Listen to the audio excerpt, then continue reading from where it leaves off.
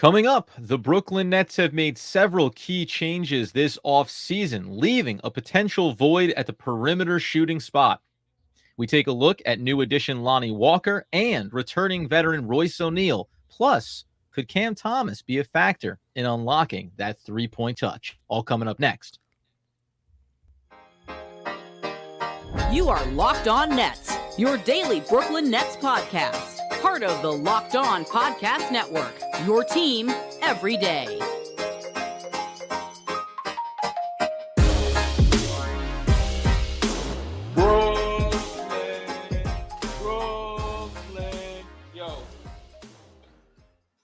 All right, it's the Locked On Nets podcast right here on the Locked On Podcast Network. It's your team, the Brooklyn Nets, every single day. Over there, you're going to find Doug Norrie. He's the owner-operator of DFSR. For all your daily fantasy sports rankings from DraftKings to FanDuel, he's got you covered. I'm Adam Armour, breaking down the New York Football Giants on the One Giant podcast and your New Jersey Devils on the Devils Puck Luck podcast. We thank you for making us a first listen of the day. We're free on all those great platforms. And Doug, as we say, there's always something to discuss when it comes to this team. And in this instance, it's about what they lost, moves we thought they should make, moving off of some older veteran players, but have they solved the new problem that they've created for their roster in that outside touch?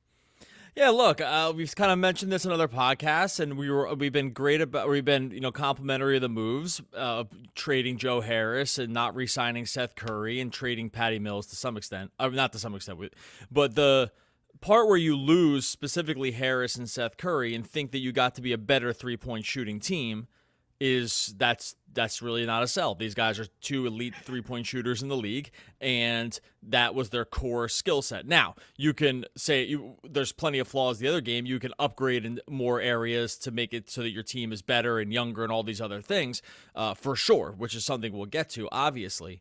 But in general, if you are a team that has lost those two guys in the offseason and you are trying to replace shooting, you are going to need to find some spacing.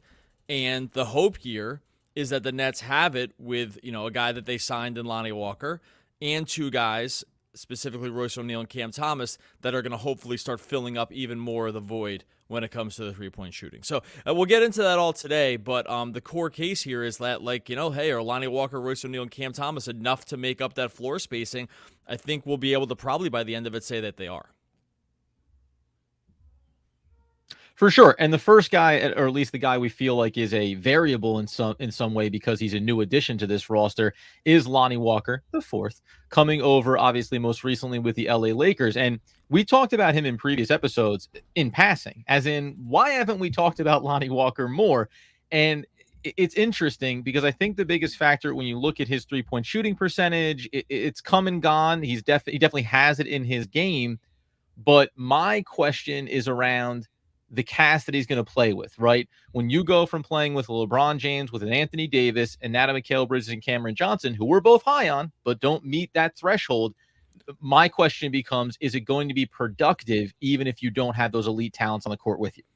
Yeah, and I think what you're saying is the ability for other players to command defensive attention, right? Yes. When you're not playing with those guys, LeBron, you add in that he's an elite distributor as well, and maybe among the best of all time. And so, what are the chances that your three-point shooting can sustain? So if you look back at Lonnie Walker, right, he starts off his career, he gets close to 41% in 2019-20. That's a limited sample size. As he gets further into more attempts, it's starting to look more like a 35 or maybe even lower percentage three-point shooter. Yeah, we'll say 35%.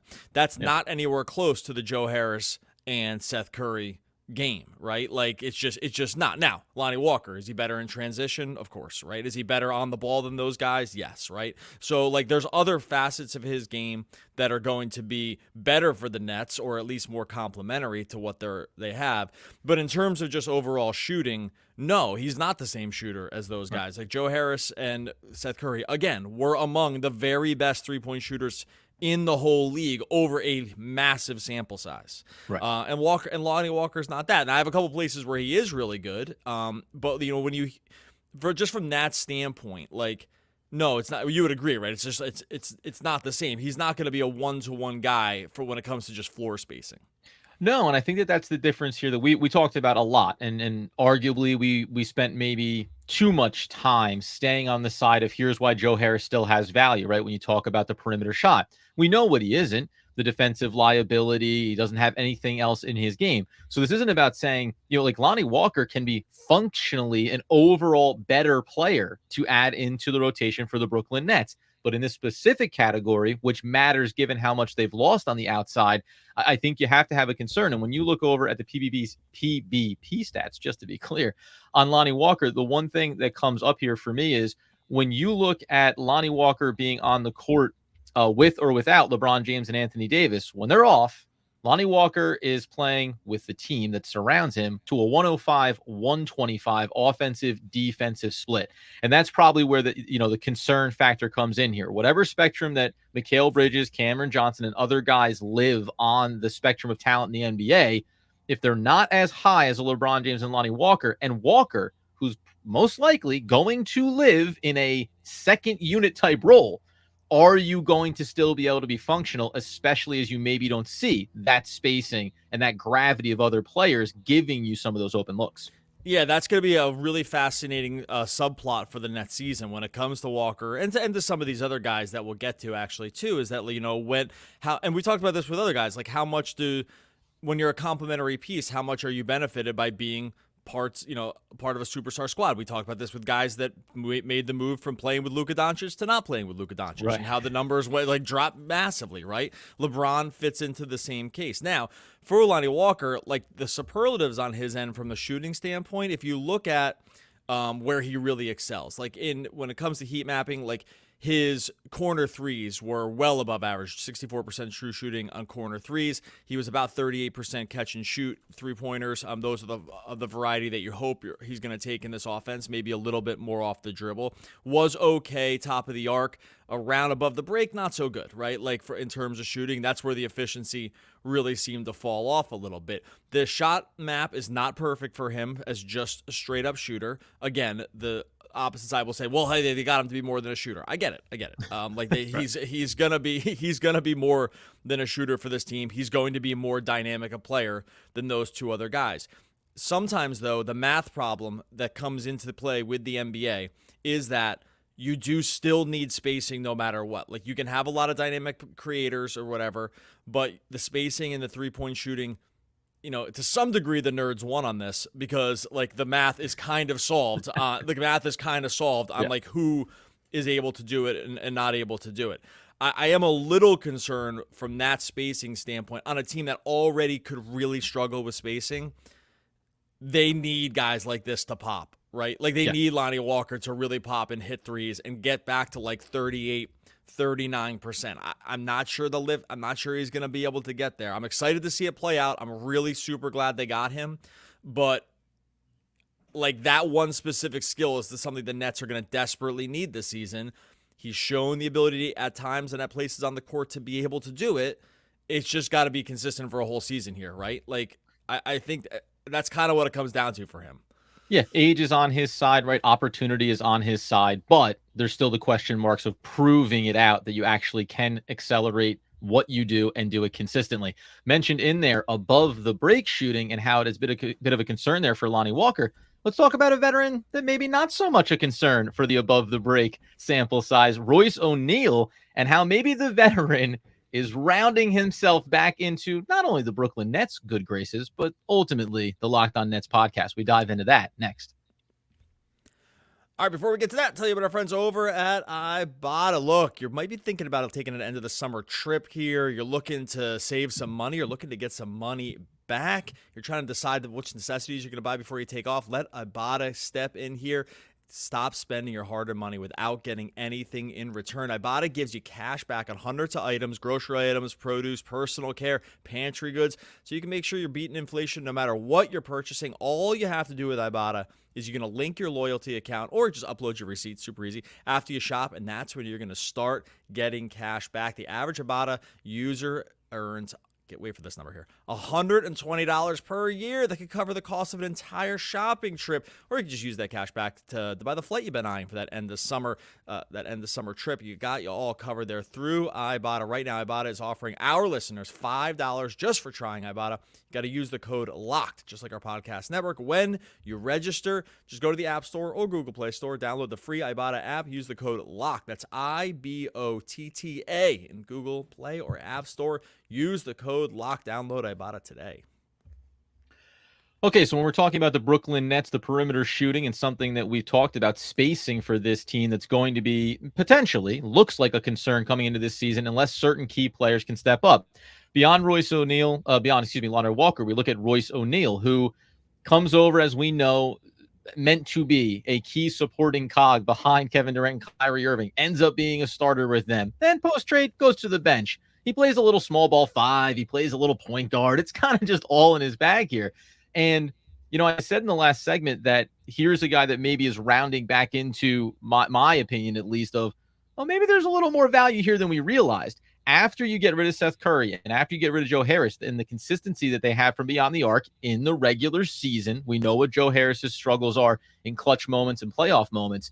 Royce O'Neale, year over year, after his rookie season where he shot 36%, 39, 38, 38, 39, 39 on a consistently rising volume from beyond the arc, including 5.5 attempts per game this past year with Brooklyn, and maintained that shooting percentage even after the trade. So when he got moved from starter to bench and had the likes of Cameron Johnson, Mikal Bridges, and others still continued to perform at a consistent level, it's not surprising because that seemed to be what the eye test tells you. This guy is very versatile in terms of his functionality.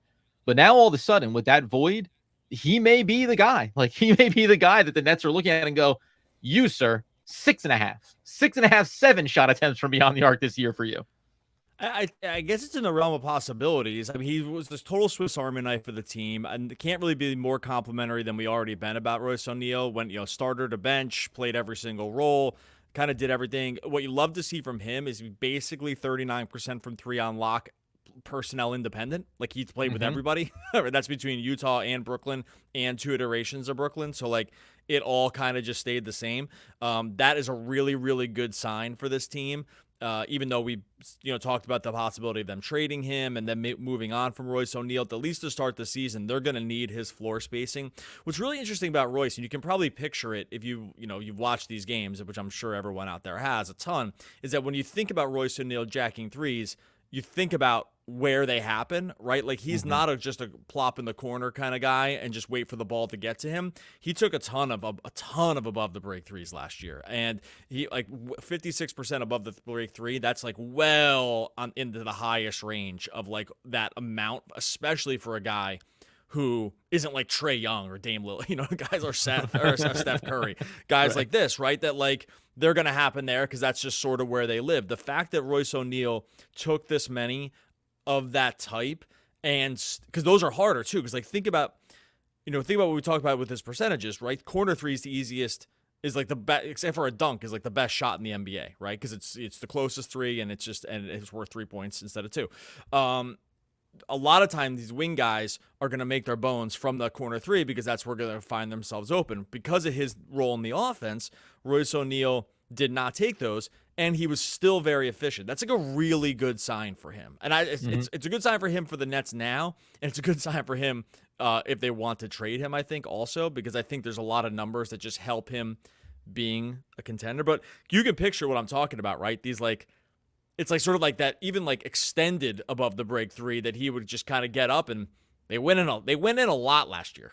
Yeah. Well, and by the way, and it's also, he gets to be that guy. We're going to talk about another player in the closeout segment in Cam Thomas, and what his opportunity looks like. When you're Royce O'Neale on the court with 4 other guys, 3 of them probably are more, quote, concerning from a defensive perspective than you, right? So when we said they're talking about, is there going to be enough gravity by other players for Lonnie Walker to have some of those open looks? Royce O'Neale has proven not only with and without some of that gravity can he hit those shots, but to your point about the range, it's also that I can create some of that distance and some of that space with consistency around those above the break threes. Worth noting here too, just if we're rounding out this conversation on him, which does extend if we're talking about in totality beyond just the 3-point shooting, but that's what we're most concerned with here. He's in the 95th percentile in terms of 3-point attempt rate. So 3-point attempts versus field goal attempts. So again, if you're the Brooklyn Nets and you're trying to find a new potential specialist that, unlike Seth Curry and unlike Joe Harris, also has the two-way ability, right? Also gives you defensive value so he can be on the court without being a drag. Because that's the big shift the Nets have tried to make here. We don't want to have a bunch of one-way players and always trying to mix and match these combinations. Royce O'Neale is the both and. I do a lot of this thing, hitting three-pointers, and you can go ahead and put me on some pretty key matchups defensively to alleviate some of the stress on the Bridges and Johnsons of the world. And that's why he becomes even more important for the team. It's a great point because his importance actually rises as opposed to, I mean, to some degree, Lonnie Walker and probably to some degree Cam Thomas, who we'll talk about shortly, is that Royce O'Neale, because of how the rest of his game plays out, he can just be in more combinations. Like with a lot of other guys with the Nets, we talked about like outside of McHale and outside of Cameron Johnson, who we'll talk about in a future episode in depth. Some of these guys are a little bit reliant on who the rest of the guys are around them, right? Like we said this about everybody, like Simmons, Claxton, Cam Thomas, right? Even Dinwiddie to some degree. Like they need certain other guys on the court with them in order to thrive.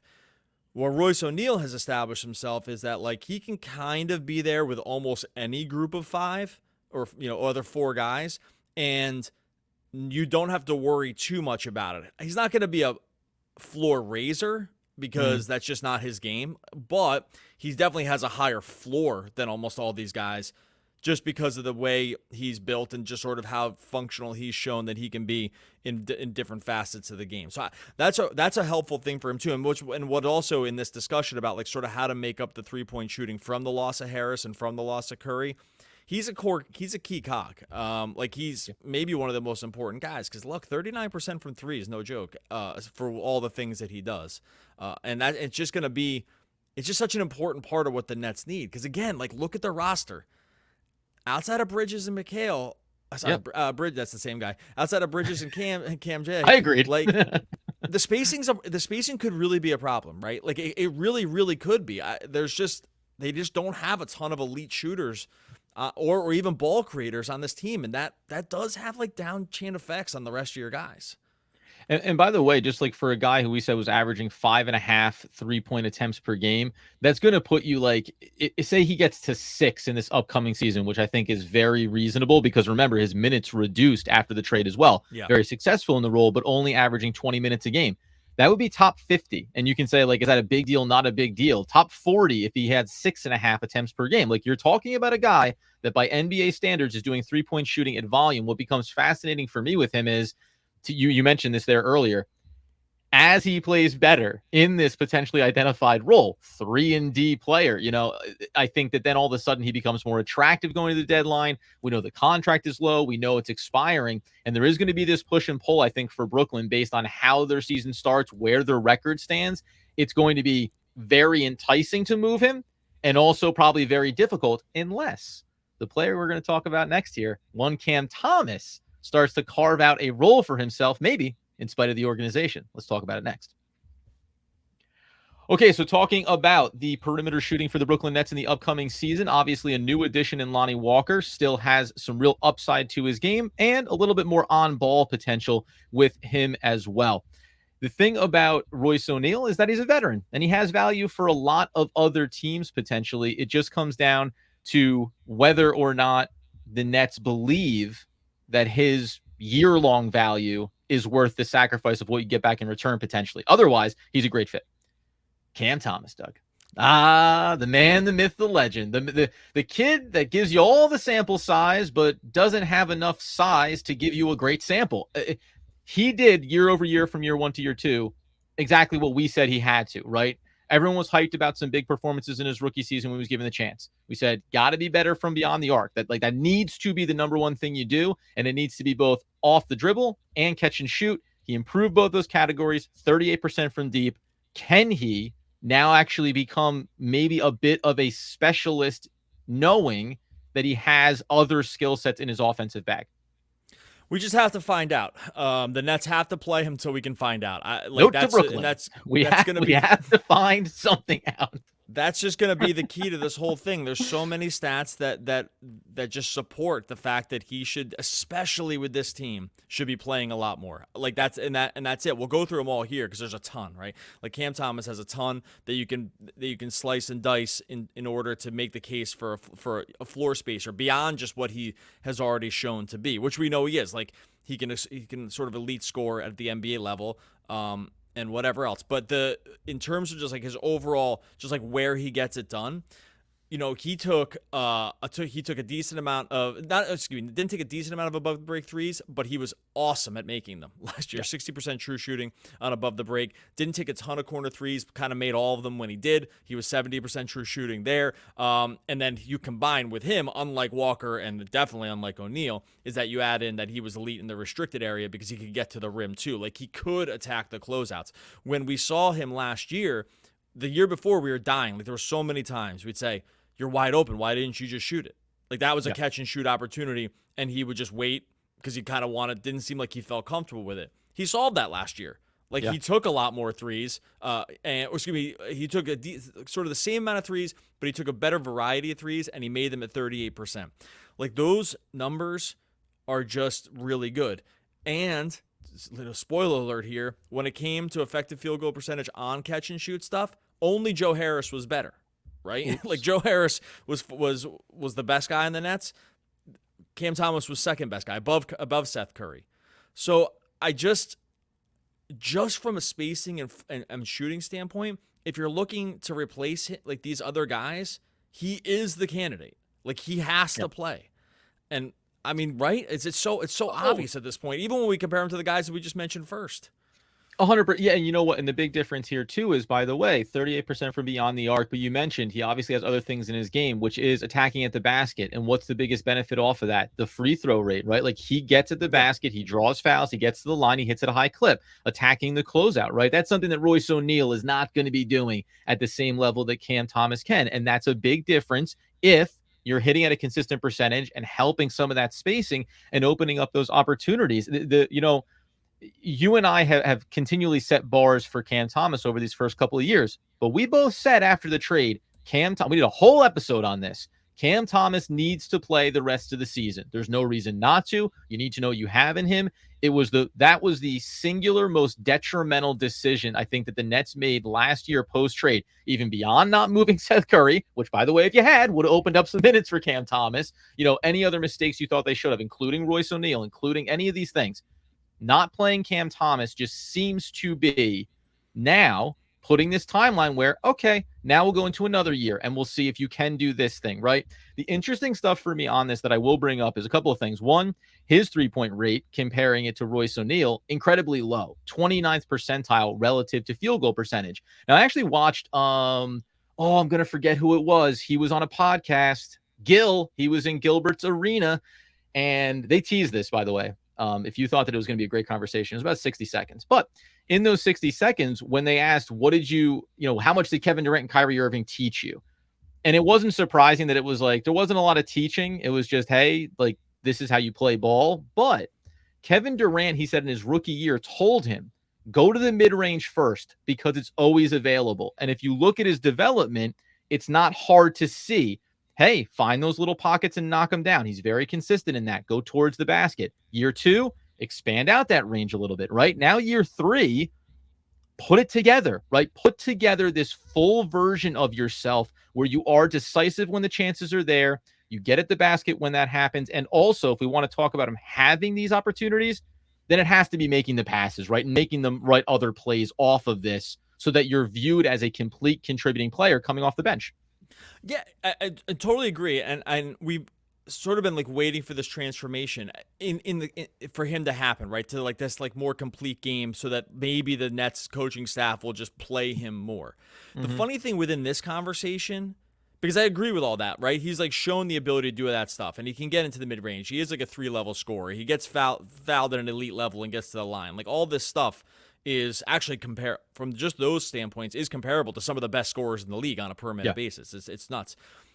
When it comes to just like shooting and we need spacing, the big dig on Joe Harris And excuse me, the big dig on Cam Thomas up until this point about like, oh, why he can't play. He's like, oh, he sucks on defense. Hey, great news. Joe Harris and Seth Curry also sucked on defense. So By the way, shout out to Koo from Locked On Pistons.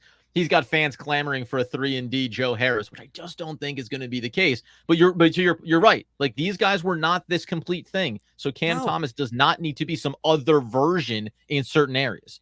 Exactly. Those guys stunk. Those guys were complete turnstiles. Like Joe Harris was a parking cone on defense last year. Yeah, he was bigger and he could like theoretically stand next to guys who were bigger, but it wasn't like he did an amazing job on them. So like, I can whatever. stand here flat-footed while someone blows past me, being relatively the same height. I can do that.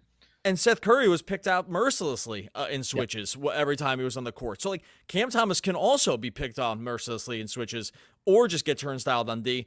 And at least he can score better than those other guys. So just from a 3-level thing. So I just can't really hear at this point with this iteration of the Nets team, like any more excuses about why he can't play, because the skill set is just desperately just the shooting. Like forget all the other stuff. Just from being able to hit from beyond the arc, that alone should have him playing more in this team. Forget even when you back out the other stuff that we know he's already good at. Yeah, and by the way, like, because to go back to where we started at the top with Lonnie Walker, we said this at the time in the offseason when they added in these players. Are they creating a bit of a potential log jam, ahead of Cam Thomas and preventing him maybe from getting minutes, or just trying to confirm, can you earn your minutes, right? Armani Brooks getting a 2-way contract you can even throw that into the mix of just being like, there's dudes behind you, there's dudes ahead of you, right? It's a log jam. But I do find it interesting that when we talked about Royce and how he has the all-around type of game that can be positive at both ends, think about Dennis Smith Jr. Like, if you want the one-to-one of two guys that are both a little bit undersized, standing at about 6'3", and don't have the complete two-way game. But what is Dennis Smith Jr. good at? Attacking at the basket and facilitating distributing, right? What is Cam Thomas good at? Attacking at the basket, knocking down perimeter shots. Dennis Smith Jr., some lockdown defense. He can do that for you. That's not a part of Thomas's game. And you actually mentioned this when we were going through our rotation lineups, right? And saying, hey, this would be a super small backcourt, but I'd be very interested to see a pairing like this go out there together for some sample size because of what they are as complementary pieces. They are not individually the full package that you would want from a player. But this is where everybody can't be that, right? Everybody can't be Cameron Johnson or Mikal Bridges and say, yeah, I'm just a great two-way player. I give you a ton of value. I have a lot of length, a lot of size. It's all good. So this is where I think Jacque Vaughn and the Nets should be saying, we create our offensive value and burst when we need it with Cam Thomas. And then when we want to lock things down, it's Dennis Smith Jr. Like, they've started to thread the needle of finding these roles. It's just a matter, are you going to let him, are you going to give him the chance? Because at some point here, all these sample sizes, including the 38% from beyond the arc, it's predicated on that they didn't come in big moments, in games that really mattered, right? It's garbage time. It's games when you gave off all the stars the night. Like, now put him in big spots. And by the way, we already know from Summer League to these nonsense games that maybe did or did not matter, Cam Thomas is not too small for the moment, right? Like, he is the kind of guy that can hit a big shot for you in the vein of, who was on the Hawks years ago? Sixth man of the year. Get me there, Doug. Lou Williams or Crawford. Like, think about Crawford, like when he was for certain stretches, where it was like, hey, like, this is what you are. You're a knockdown bucket getter that comes in off the bench. Very different molds of players in game, but just like he can be that guy if you just give him a little more volume. And that would confirm it, by the way, too, as I go incredibly long-winded, like, give him a bigger 3-point sample size. Get him closer to where Royce O'Neale is shooting and find out, because that's usually where it breaks here. You can run a little bit hot on a couple attempts per game, right? And make your stats look a little bit bigger. When you get to 4, 5, and 6 shots per game, that's where you thin out the herd from elite 3-point shooters to guys that maybe are just streaky. Yeah, and final note on that too, just something to remember with this is that, like, Cam Thomas, like the 38% from 3, the degree of difficulty on his threes last year was much higher than almost any other guy, right? Like, so that's just, there's no doubt about that, because the times where he was just jacking shots often was in those scenarios like you talked about, like these kind of throwaway moments where he was just asked to just score a ton because the Nets were just down a bunch of guys. Yep. Theoretically, those shots should get easier if the team is just wants, to him to be just even more of just a straight up shooter. So his 38% does not ring the same from three, does not ring the same as like even like a Royce O'Neale or Lonnie Walker, because these are shots that he's generally creating for himself. And like I said, to go back to it, on the shots that were just catch and shoot, someone put you into that perfect like sort of area or zone or pocket, he was effectively the same as Joe Harris, right? who meant for all of his thoughts over the sample size, Joe Harris is one of the best 3-point shooters like ever. I don't want to hear the playoff thing. Just the amount of shots that he took in his career ranks up there with some of the best all time. So that's just point stop. That's solved, right? So, and Thomas's numbers theoretically are on par with that, given in those same sort of like arenas. Two little notes here too, and I agree 100%. I agree with you. One, and this does actually come down to the value overall for these type of players, for taking a look at Cam Thomas, or for why Royce O'Neale, by the way, is such a good 3-and-D example for the Brooklyn Nets, because Royce O'Neale, and I do find things like this to be incredibly important. Royce O'Neale is 6'4", 6'5", 6'4", wingspan 6'9". Like, so you have some extra value when you talk about, you don't need to be the best defender in the world, but you can affect some things. And I talked about this going back to the hero discussion in the Brooklyn Nets and all the rumors this offseason. Cam Thomas is only 6'3". He has a 6'6" and a half wingspan. Like, if you're talking about the stuff that he needs to show, it's that you're big enough and physical enough. And we're focusing on the 3-point shooting here. But I actually, like, sometimes a little more consistency can actually flesh out, right, some of what your overall value can be. And again, Cam Thomas could do nothing at all on the defensive end. If he hits 3-point shots, if he gets at that basket off of it and helps space this floor for this team, it's going to solve a key problem. We gave you 3 players. Out of them, one, Royce O'Neale, the wily veteran, has shown you that he can do it with consistency. The other 2 players are going to have some opportunity to claim that role here that the Nets desperately need. All right, we're going to get out of here. Much appreciate everyone that's been jumping into YouTube, downloading the podcast. It's the best way to help the show. Subscribe to Locked On Nets on YouTube. Subscribe wherever you listen to the podcast. We're coming at you free all summer long and through the offseason. Not many places that are going to say that are doing that from a consistent basis with the Nets. So appreciate everyone jumping on. I've only seen the numbers grow. Make sure you subscribe to Locked On Nets on YouTube and podcast. Just be comfortable with who you are. Christopher Pratt. One of the all-time great poets. We'll be back again tomorrow talking more Brooklyn Nets basketball. Basketball.